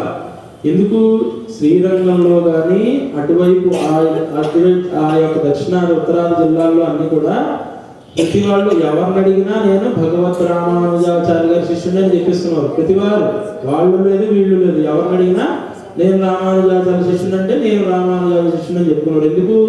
ఆయన లోక కళ్యాణం అంతటికీ ఒకేసారి ఓం నమో నారాయణాయ అనే మంత్రాన్ని ఉపదేశించిన మహాగురువు కాబట్టి ఆయన శిష్యుడు కానీ ఎవరికి కాదు, అందరూ ఆయన శిష్యులే. కానీ ఇటువంటి ప్రధానమైన శిష్యుడు అని వీళ్ళకి తెలియక సరే జరిగింది. ఆయన పండితుడు ఓడిపోయాడు సరే అని చెప్పి, ఏంటి మామూలు పండితుడు కాదు, గండ పిండేరాలు తొలగించుకుని అద్భుతమైనటువంటి బంగారు సాలుగా కప్పుకున్నటువంటి పండితుడిని ఈయన ఓడించారు.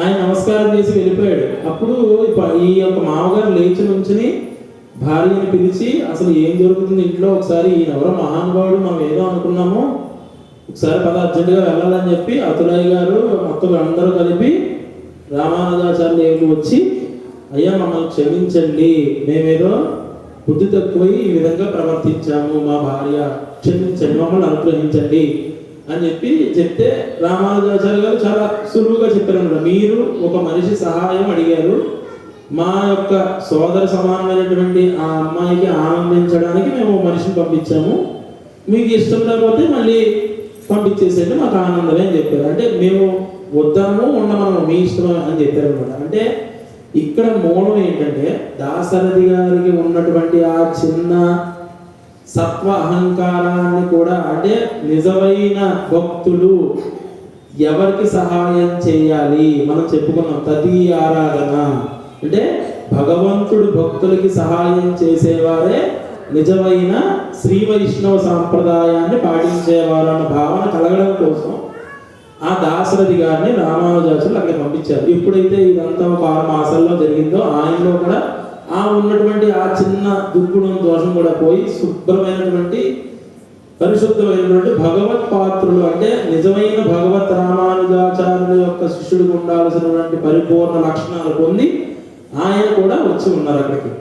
ఈ విధంగా అక్కడ ఉన్నటువంటి వాళ్ళందరికీ కూడా ఆత్మ జ్ఞానాన్ని పొందాలి అంటే దేన్ని కూడా చిన్న చూపు చూడకూడదు. నువ్వు ఇంట్లో ఓ బట్టలు దుక్కుంటున్నప్పుడు హరినామస్మరణ చేశానో, లేదా ఒడ్లు దంచుతున్నప్పుడు హరినామస్మరణ చేశానో, లేదా కుక్కల మీద అన్నం వండుతున్నప్పుడు ఇటువంటివి చిన్న చూపు చూడకూడదు. నీ దైనందిన దినచర్యలో భాగంగా హరినామస్మరణే చేస్తూ ఉండాలి అని మనం చెప్పుకున్నాం. ఎందుకు? పేరరవం కేటలియో పేపెండే అంటే వాళ్ళ మజ్జిగ చిరిగేటప్పుడు పెరుగు చిరిగేటప్పుడు కూడా హరినామస్మరణ చేస్తున్నారు కదా గోపికలు.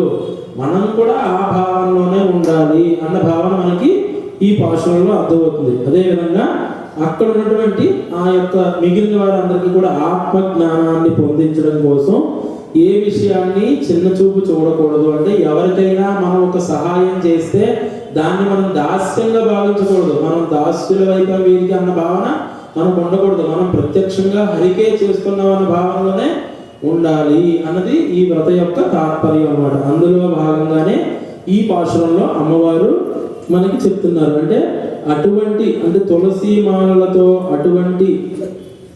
తులసి మాలలతో ఉన్నటువంటి ఆ స్వామివారు నారాయణుణ్ణి మా చేత అంటే కోత్త పరుతరవం అంటే మంగళాశాసనం పాడబడి పరుణ వసంగా వాడినటువంటి పుణ్యనాల్ అంటే మనం చెప్పుకున్నాం. ఓంగి ఉలహలను ఉత్తమన్ పేరు పాడి ఆ భాషణలో అందరికంటే పుణ్యాత్ముడైనటువంటి పరమ పురుషుడైనటువంటి ఆది పురుషుడైనటువంటి భక్తులు బాధలు తొలగించినట్టు శ్రీమన్నారాయణ నమస్కారం చేసుకున్న స్వామివారికి. అంటే ఆది పురుషుడు భగవంతుడైనటువంటి ఆ పుణ్యనాలు అంటే పుణ్యస్వరూపమైనటువంటి ఆ పురుషోత్తముడైనటువంటి పరమాత్మకి పూర్వము ఒకనాడు అంటే పండు ఉరునాల్ కుత్తిత్తాన్ వాయు విహందు కుంభకర్ణనం అంటే పూర్వం ఒకనాడు మృత్యువు నోటిలోకి వెళ్ళినటువంటి కుంభకర్ణుడు తోత్త ఉనక్కే పెరుం తాను తందానో అంటే నీకు నిద్రనిచ్చి వెళ్ళిపోయాడా అని అడుగుతున్నారు. అంటే ఇంత జరిగినా కూడా ఆ యొక్క గోపికగా నిద్ర లేవట్లేదు కదా. అంటే అప్పుడు అమ్మవారు అంటున్నారు, అంటే కృష్ణుడి యొక్క పక్కింట్లోనే మీరు ఉంటున్నారు కాబట్టి ఏమో కృష్ణుడే వచ్చి మొదట చెప్పుకున్నాం మనం తోట్లు మునక్కే అంటే అద్భుతమైన వ్రతం చేసి అప్పటికే నువ్వు పుణ్యం పొంది ఉన్నావా అంటే అప్పటికే మనకు పుణ్యం పొందేస్తే ఈ వ్రతం చేయరు కదా, ఇంకా నేను ఎందుకు రావాలని పడుకుంటారు. అటువంటి ఉద్దేశంలో ఉన్నావా అని లేదు, ఎవరున్నారు లోపల అని అడుగుతుంటే అప్పుడు ఆవిడ చెప్తుంది లోపల ఎవరు లేరు. అంతకంటే ముందు ఏం జరిగింది, నువ్వు నిద్రలో ఉన్నావా అని అడుగుతున్నారు. అంటే ఎటువంటి నిద్ర, కుంభకర్ణుడితో పోల్చారు ఇక్కడ. అంటే కుంభకర్ణనం అనేది ఒక ఉద్దేశం. ఇందులో మనం అర్థం చేసుకోవాల్సింది ఏంటంటే రాక్షసుడైనటువంటి మనకి ఒక్కొక్క పాసురంలో అమ్మవారు ఒక్కొక్క రాక్షసుడి యొక్క తత్వాన్ని చెప్తున్నారు. అంటే మనం మొదట చెప్పుకున్నటువంటి పాసురాల్లో ఉన్నటువంటి ఆ చాణూర ముష్టికుల గురించి కానీ లేదంటే వేరే చాలా మంది పోతన రాక్షసు గురించి కానీ వీళ్ళందరూ ఏ స్వరూపాలు, కామక్రోధ లోపమోహ మదమాత్సర్యాలనే అరిషట్ వర్గాలకి స్వరూపాలుగా మనం భావిస్తున్నాం కదా. ఇటువంటి రాక్షసుల్ని జయించి హరినామస్మరణ చేసి ఆయన పాదాలను శరణ్యం పొందడానికి నువ్వు రావాలి అన్నది వ్రత ఉద్దేశం. అందులో భాగంగా ఈ పాసురంలో ఏం చెప్తున్నారు, కుంభకర్ణుడు అంతటి నిద్రని పొంచి ఉన్నావా అంటే ఇంత ఈ 9 రోజులు గడిచినా కూడా ఇంకా 10వ రోజు పడుకునే వాళ్ళు ఉంటారట. సర్లే 9 రోజులు వేసాం కదా ఒక అరగంట మెల్లిగా లేస్తాం అనుకుంటారు. అటువంటి వారి కోసం కూడా చెప్తున్నట్టుగా మనం భావించవచ్చు. అంటే అక్కడ ఉన్నటువంటి కుంభకర్ణం, కుంభము అంటే కుండ అని అర్థం చేసుకోవచ్చు. అంటే కుండ లాంటి స్వరూపం ఉన్నటువంటి అగస్త్య మహాముని అన్న భావం కూడా మనకి ఇక్కడ వస్తుంది. అగస్త్య మహాముని ఎవరండి, ఈయన చాలా పెద్ద మహాముని. రామాయణంలో యుద్ధకాండలో 60వ సర్గలో సాక్షాత్తు శ్రీరామచంద్రుడికి ఆదిత్య హృదయం ఉపాసన ఇచ్చినటువంటి మహాముని. ఇటువంటి మహాముని లోక కళ్యాణార్థం అనేక విషయాలు చేశారు. అంటే ఆచమ్య కేశవాయ స్వహ, నారాయణ స్వహ, మాధవాయ స్వహ అని ఆ యొక్క సప్త సముద్రాల నీటిని గ్రహించడం అయితే ఏంటి, లోక కళ్యాణం కోసం. అంటే ఆ రాక్షసులు ఎప్పుడైతే సముద్రంలో వెళ్ళి దాక్కున్నారో వాళ్ళని బయటికి తీసుకురావడానికి దేవతలందరూ కలిసి ఈ దగ్గరికి వెళ్ళి అయ్యా ఆ నీటిని మీరు సేకరించండి, రాక్షసులు బయటకు వస్తారు, వాళ్ళు మేము సంహరిస్తాము, వాళ్ళ దగ్గర ఉన్నటువంటి అమృతాన్ని మేము తీసుకుంటామని చెప్పారో అంతటి అగస్త్య మహాముని. అంటే లోక కళ్యాణం కోసమే తన జీవితాన్ని త్యాగం చేసిన మహానుభావుడు అగస్త్య మహాముని. ఆయన్ని ఇక్కడ ఉద్దేశంగా తీసుకున్నారనమాట. అంటే అంతటి జ్ఞాని అని అర్థం చేసుకోవాలి మనం. అంటే కుంభకర్ణుడితో రాక్షసుడితో పోల్చాలని అర్థం చేసుకోకూడదు మనం, అగస్త్య మహామునితో పోల్చాలని భావన రావాలి మనకి. అటువంటి విధంగా అంటే ఈ వింధ్య పర్వతాన్ని అంటే నేను దక్షిణ దిక్కు యాత్రకు వెళ్తున్నాను అని చెప్పి ఎప్పుడైతే ఉత్తర దిక్కును వదిలిపెట్టి నేను ఇప్పుడు వెళుతున్నప్పుడు వచ్చేటప్పటికి నువ్వు ఇలాగే ఉండాలని చెప్పారు. ఎందుకు, అంతకందుకు వింధ్య పర్వతం ఎదిగిపోతూ ఉందట. దాని అహంకారాన్ని అణిచిపెట్టడానికి అంటే సాత్వికమైన అహంకారం కూడా మనకు ఉండకూడదు అన్న భావన ఇక్కడ మనకు కలుగుతుంది. మనం ఇప్పటివరకు ఏం చెప్పుకున్నాం, తమో గుణము రజో గుణాన్ని వదిలిపెట్టేసి సాత్విక గుణంలో కూడా పరమాత్మ పాదాలే మనకి శరణ్యం భావన కలగాలని చెప్పుకుంటున్నాం. కాబట్టి ఈ సాత్విక అహంకారాన్ని కూడా మనం వదిలిపెట్టాలి. అంటే వింధ్య పర్వతం నా అంతటి వారు లేరని ఎదుగుతూ ఉంది. అటువంటి పర్వతం అంటే పాపము, అటువంటి పాపాన్ని కూడా హరించిన వాడు ఎవరు, అగస్త్యుడు. ఆయన మనకి జ్ఞాని. అంటే ఇక్కడ ఇంకో భావన కూడా ఉంది, సప్త సముద్రాలు అంటే సముద్రం ఎంత లోతుందండి, ఆ లోతు మనం కొలవలేం కదా, అంత లోతైన జ్ఞానాన్ని కలిగి ఉన్నవాడు అని భావన అన్నమాట. అటువంటి అగస్త్య మహాముని మనకి కొంత తెలుసు కూడా. ఎవరు, ఇద్దరు రాక్షసులు ఉండేవారు, మాయావి రాక్షసులు. వాళ్ళిద్దరు కూడా వాళ్ళ నాన్నగారికి వాళ్ళ నాన్నగారికి చెప్తూ ఉన్నప్పుడు అంటే తిథి పెట్టడానికి రండి అని చెప్పి అందరినీ పిలిచేవారు. ఎవరు? ఇద్దరు రాక్షసులు, వాతాపి ఎల్వలుడు. అందరికీ తెలుసు వాతాపి జీర్ణం అని పొట్టను రాసుకుంటారు కదా, దాని అర్థం ఇదే. అంటే అటువంటి రాక్షసులను కూడా లోక కళ్యాణం కోసం సంహరించినటువంటి ఆ అగస్త్య మహాముని అంటే అహంకారాన్ని అణిచివేసేవాడు, పాపాన్ని ఉంచేవాడు. అంటే వింధ్య పర్వతాన్ని ఉంచేరు కదా, అంటే పాపాన్ని ఉంచేవారు. అదేవిధంగా జ్ఞాన సాగరాన్ని తాగినవారు. అటువంటి ఆయన అటువంటి అగస్త్య మహామునిలాగా అంటే రామాయణంలో కుంభకర్ణుడి పాత్రలో మనం తీసుకోవచ్చు అనమాట. అంటే ఈ కుంభకర్ణుడు అనేవాడు దారుణంగా నిద్రపోతుంటాడంట. అంటే 6 మాసములు నిద్రపోయి ఒక్కరోజు లేచి మరలా తనకు కావలసినంత తిని మరలా 6 మాసాలు నిద్రపోయేటువంటి మహారాక్షస స్వరూపం. మనందరికీ తెలుసు కుంభకర్ణుడి గురించి చాలా కథలు విన్నాం, చాలాసార్లు విన్నదే. ఇటువంటి కుంభకర్ణుడు నీకు తన నిద్రని ఇచ్చి వెళ్ళిపోయాడా అని చెప్తున్నారు అమ్మవారు. అంటే ఇక్కడ భావన ఏంటి? ఇద్దరు భార్యాభర్తలు ఉన్నారట. వాళ్ళిద్దరూ ఇంట్లో కూర్చున్నప్పుడు నాకు అట్లు వేసి పెట్టు అన్నారట భర్త. నువ్వు తెచ్చే సంపాదనకి అట్లు అంటే సరిపోయింది, జీడిపప్పు నెయ్యి కూడా వేయాలా, ఏమి లేవు ఇంట్లో, వెళ్ళి తీసుకురా అంటే పాపం ఆయన ఏదో బయటికి వెళ్ళి ఏదో కష్టపడి తెచ్చారు పిండి గట్రా. వీడు అట్లు వేసింది, 3 అట్లు వచ్చాయట. 3 అట్లు వస్తే అందరికీ తెలిసిందే, 3 అట్లు వస్తే చెరోటి తిన్నారు. మరి ఈ ఎట్టవరు తినాలి అని పోటీ పడ్డారట. సరే ఓ పని చేద్దాం, ఇద్దరం పడుకుందాం, ఎవరైతే ముందు లేస్తారో వాళ్ళు ఓడిపోయినట్టు, పడుకున్న వాళ్ళే అట్టును ఎక్కినట్టు వాళ్ళు తినేయాలి అనుకున్నారు. సరే కదా ఇద్దరు పడుకున్నారు. ఏ విధంగా పడుకున్నారు? ఇలాగే కుంభకర్ణంలో పడుకున్నారట. అసలు లేవకూడదు, సమస్య లేదు, అట్టు సంపాదించాల్సిందే అని పడుకున్నారు. ఎంత పాపం ఇంటి వాళ్ళు బయట తర్వాత రోజు పొద్దున్నే తెల్లారింది, ఇదేంటి పొద్దున్నే వచ్చి ముగ్గు వేసేది, ఇప్పుడు ఇంకా రాలేదని చెప్పి తలుపు కొడుతున్నారు. 6 అయింది 7 అయింది, తలుపు తీయలేదు. సరే కదా అని తలుపులు బదలగొట్టి లోపలికి వెళ్ళారు. ఇద్దరు పడుకున్నారు. అది బాబా ఇద్దరు పరమపందం పొందేశారని చెప్పి భావించి ఇంక వేరే ఆప్షన్ లేక వాళ్ళని తీసుకెళ్ళిపోయారట. అక్కడికి తీసుకువెళ్ళిపోయి ఆ పరమపదం దగ్గర తీసుకువెళ్ళిపోయి పడుకోబెట్టేశారు. పడుకోబెట్టేసినా కూడా వీళ్ళు లేవట్లా. ఎందుకు? అట్టు సంపాదించారు, సమస్య ఏం జరిగినా అట్టు కావాలన్నా కానీ ఆ విధంగానే ఉన్నారు. అంటే అంత పంతం, అట్టు పొందాలని పంతం. సరే పడుకున్నారు. సరే వెంటనే పాపం ఈ పురుషుడికి మొదట అంటించారు. అంటించిన వెంటనే కిరువు మనకి యాక్బెట్ లేచిపోయాడు. అయ్యి బాబాయ్ నాకు అంటుపోయాను. అంటే ఇదివరకు రోజుల్లో ఏంటంటే అటువంటి విధంగా జరిగినప్పుడు అక్కడ పడుకోబెట్టేసి అందరూ వెళ్ళిపోతారు. ఎవరైతే ముఖ్యమైన వాళ్ళు ఉంటారో ఒకళ్ళో ఇద్దరు వాళ్ళు మాత్రమే చూసుకునేవారు. ఆ కాపరి గట్రా ఇలాంటి వాళ్ళు ఉంటారు అన్నమాట. అయితే కిరుమని అని లేచాడు. ఎందుకు? ఇద్దరిది ఒకసారి అంటించారు కానీ వాళ్ళు లేవలే. ఎందుకంటే కొద్దిగా పొయ్యి దగ్గర అనుభవం ఉంటుంది కదా, ఈ వేడి గట్రా పట్టుకోవడం పెద్ద తగలదు. వేడి ఒక 5 నిమిషాలు కట్టుకోగలరు స్త్రీలు. మగవాడికి వెంటనే కాలిపోతుంది, దైవాగా లేచిపోయాడు అనమాట. ఎందుకు? ఇంద్రియ నిగ్రహం అంత కష్టం అతనికి. వెంటనే వచ్చేసరికి 3వ అట్టు నాదే అని అప్పుడు లేచింది ఆవిడ. 3వ అట్టు కూడా నాదే, 3 నావే నడిచింది. 3వది నాదే నడిచేసరికి అక్కడ ఉన్న కాపర్లందరూ పారిపోయారు. అయ్య బాబాయ్ 3 నాదే అంటుంది, అప్పటికే చంపుతుందేమో, నేను మళ్ళీ దెయ్యం వచ్చిందేమో అని భయపడి పారిపోయే వాళ్ళు. అంటే ఈ విధంగా అట్టు సంపాదించాలన్న కసి అంటుందో, హరినామ స్మరణే నాకు ముఖ్యం, ఆయన పాదాలే నాకు శరణ్యం అంత భావం మనకు ఉండాలట. అంటే ఇటువంటి విధంగా పడుకుంది ఆవిడ. ఎవరు? అక్కడ ఉన్నటువంటి ఒక గోపిక. ఆ గోపిక నిద్ర లేకుండా ఏం చెప్తున్నారు?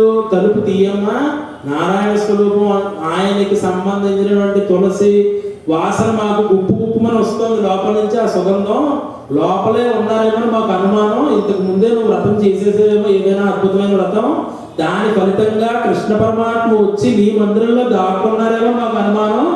తలుపైనా తీలేపోయో, మాటైనా మాట్లాడరాదా అంటున్నారట. అంటే కుంభకర్ణుడిలా పడుకున్నావు అన్న భావన. అటువంటి కుంభకర్ణుడు అంటే ఎప్పుడైతే రామాయణంలో 60వ సర్గలో కుంభకర్ణుడి పాత్ర ఉంటుంది, మనందరికీ తెలుసు. అటువంటి ప్రహస్తుడు మరణించిన తర్వాత రావణాసురుణ్ణి ఆ యొక్క రాముడు ఓడించేశాడు. అంటే అప్పటికే తన ఆయుధాలు కోల్పోయాడు, రథాన్ని కోల్పోయాడు, కిరీటం కూడా నేల కూలిపోయి తనకున్నటువంటి దశ రూపములు అంటే 10వ రూపం చూపించకూడదు అన్న భావంలో రావణాసురుడు నిలబడిపోయాడు. రాముడు అనుకుంటే అప్పుడే సంహరించగలడు, కానీ అప్పటికే సమయం కాలాతీతమైంది. నువ్వు నిశ్చేష్టుడు అయి ఉన్నావు అంటే నీ చేతిలో ఆయుధాలు లేవు, నువ్వు కింద పడిపోయి ఉన్నావు, నీలాంటి వాడిని సంహరించడం ధర్మం కాదు అంటే మనం చెప్తూ ఉంటాం రామో ధర్మహవాన్ విగ్రహ అంటే రాముడు ధర్మానికి ప్రతీక, కృష్ణుడు నేను ఒట్టి తీసి గట్టి మీద పెట్టా అని చెప్పి తనకు కావాల్సిన ధర్మాన్ని మార్చేసే వ్యక్తి, కానీ ధర్మాన్ని కాపాడటమే తన మూలం. కాబట్టి ఈ రాముడి యొక్క పాత్రలో మనకి రామో ధర్మభవాన్ విగ్రహ, ఆయన ఎప్పుడు కూడా ధర్మమే మనకు కనిపిస్తుంది. కాబట్టి అటువంటి వాడిని చంపకూడదని వెనక్కి వెళ్ళిరా అంటే నేడు పోయి రేపు రా యుద్ధానికి, రేపు చేస్తా నీతో యుద్ధం అని ముందే పంపించారు రాముడు. అటువంటి రాముడు ఇంకా ఏ విధంగా అయినా సరే ఓడించాలి అన్న భావనలో అప్పుడు రావణాసురుడు వెళ్ళి కుంభకర్ణుడు నిద్ర లేపండి అని చెప్తాడు. అప్పుడు కుంభకర్ణుడి దగ్గరికి వెళ్తారు. మనందరికీ తెలిసిందే ఏనుగులతోటి, గుర్రాలతోటి, రథాలతోటి, శంఖాలతోటి, పెద్ద పెద్ద గంటలతోటి ధ్వని చేస్తారు. అతని దగ్గరికి వెళ్తారు. వాల్మీకి యొక్క మూల రామాయణంలో ఎంత అద్భుతంగా రాశారంటే వాడి యొక్క ఉచ్ఛ్వాస నిశ్వాసలు అంటే కుంభకర్ణుడు మనం మామూలుగా పడుకున్నట్టు అంటే ఒక పెద్ద పర్వతం ఒక చోట ఉంటే ఎలా ఉంటుందో అలా ఉందట. అంటే 3 యోజనాల విస్తీర్ణం అంటే 3 కిలోమీటర్ల అంతటి భవనంలో పడుకుని ఉన్నాడట. ఎలాగా రివర్స్ లో పడుకుని ఉన్నాడు. అతని యొక్క నోట్లోంచి ముక్కులోంచి వచ్చే గాలి ఉచ్ఛ్వాస నిశ్వాసలకి ఆ రాక్షసులే ఎగిరిపోతున్నారట. అటువంటి బలమైనటువంటి గాలితో అంటే దగ్గరికి వెళ్ళడానికి కూడా వెళ్ళలేనటువంటి దారుణమైనటువంటి వాసనలతో ఆ యొక్క కుంభకర్ణుడు యొక్క వెంట్రుకలు సూదులు, బాణాలు, శూలాల్లా ఉన్నాయి. అంటే ముట్టుకోవడానికి కూడా ఇబ్బంది వేసేటువంటి అద్భుతమైన రాక్షస స్వరూపంగా ఉన్నాడట. అటువంటి కుంభకర్ణుడిని నిద్ర లేపడానికి పాపం ఈ రాక్షసులందరూ చాలా కష్టపడి మనం చెప్పినట్టుగా ఈ వెంకటవాసులు అవన్నీ దాటి కుంభకర్ణుడు నిద్ర లేచిన వెంటనే మళ్ళీ తింటాడు, తినడానికి కాకపోతే మనల్ని తినేస్తాడని భయంతో లేళ్ళని, దుప్పుల్ని, పందుల్ని వీటిలన్నింటినీ అన్నాలని గుండుకలు వడ్డించి కుండలతో అన్ని రక్తం పెట్టి అన్ని సిద్ధం చేసి ఉంచారు వాడికి కనబడేలాగా. కుంభకర్ణుడు లేచిన వెంటనే ఆకలి అంటాడు కాబట్టి అన్ని సిద్ధం చేసి ఉంచారట. అటువంటి కుంభకర్ణుడిని ఇవన్నీ వర్కౌట్ అవ్వకపోతే వెంటనే గంటలు, శంఖాలు ఇవి కూడా తీసుకొచ్చారు. అవి కూడా పని అవ్వకపోతే అప్పుడు ఆయుధాలు తీసుకొచ్చారు. ఆయుధాలతో కొడుతున్నారు. రాక్షసులందరూ మీద పడి రక్కేసి గుర్తేస్తున్నారు. అయినా సరే నిద్ర లేవట్లేదు. అప్పుడు కొంతసేపటికి ఏమో వీళ్ళ అదృష్టం బాగా పండి అలా కదిలినట్టు కనిపించాడు.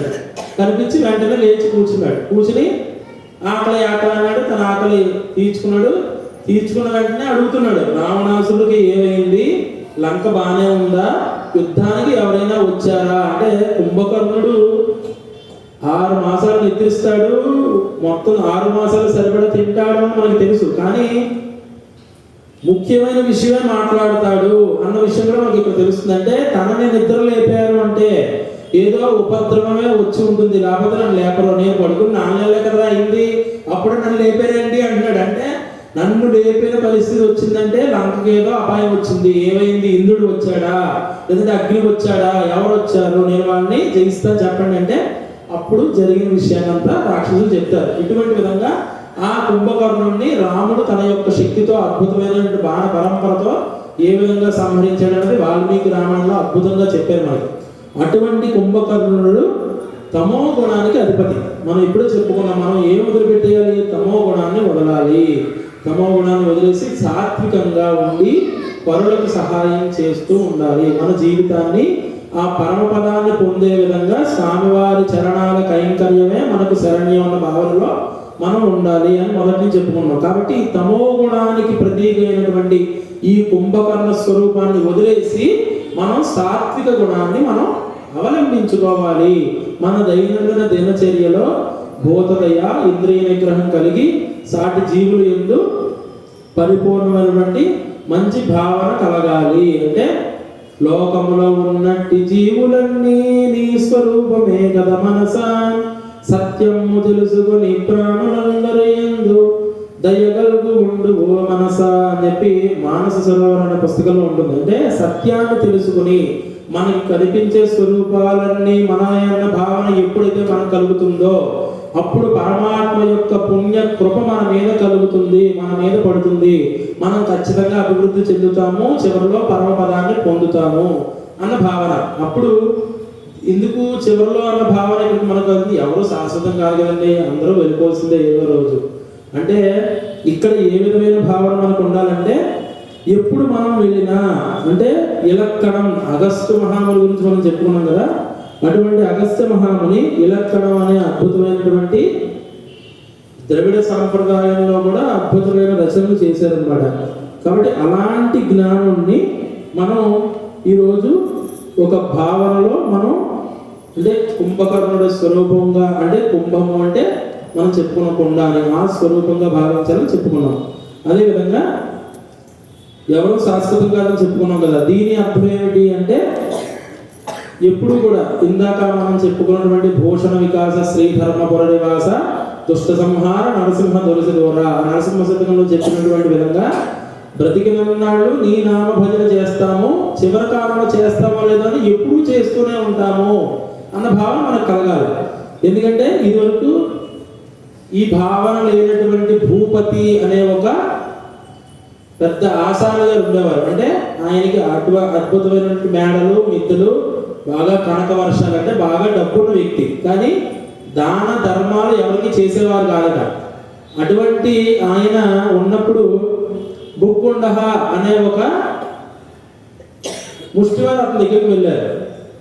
అంటే ప్రారంభ కర్మవశాత్తు ఆయన ముష్టివాడు అయ్యారు, కానీ ఆయన కూడా కొంచెం పాండిత్యం ఉన్నవాడే.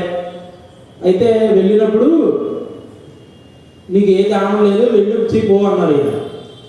అలా అన్నా పర్వాలేదు, మనం అంటూ ఉంటాం కదా ఎవరినైనా ఎందుకు ఇలాగా అన్ని కాళ్ళు చేతులు బాగానే ఉన్నాయి కదా, ఏదైనా పని చేసి చావచ్చు కదా అంటాం ఎవరినైనా. అంటే చావచ్చు కదా అన్న భావన మనం చివరిలో చెప్పేస్తాం ఆసువుగా ఎవరికైనా. అంటే ఈ చావచ్చు కదా అన్న భావన ఆ పదాన్ని మాత్రమే ఆయన తీసుకుని ఏం చెప్పారంటే, ఆహా సరే నువ్వు చెప్పింది బాగానే ఉంది, భట్టిర్నష్ట భారవి సోవిర్నష్ట భిక్షుర్నష్ట భీమసేనోపి నష్ట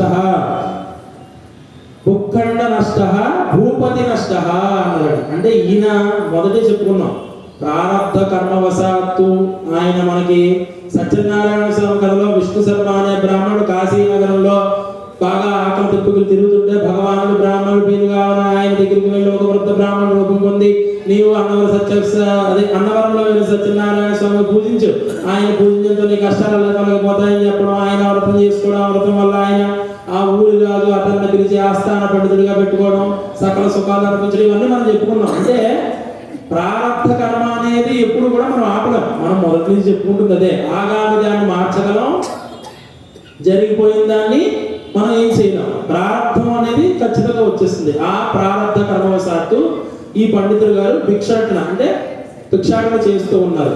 అప్పుడు ఈ భూపతి ఈ విధంగా అనేసరికి ఆ పండితుడు ఈ శ్లోకం చెప్పాడు. ఇది వరకు భట్టి అంటే మన యొక్క మంత్రి గారు ఉండేవారు భట్టి, యముడు కూడా ఒక రకమైనటువంటి ఆల్ఫాబెట్ ఆర్డర్లోనే అందరినీ చంపుతున్నాడు, బట్టి పోయాడు.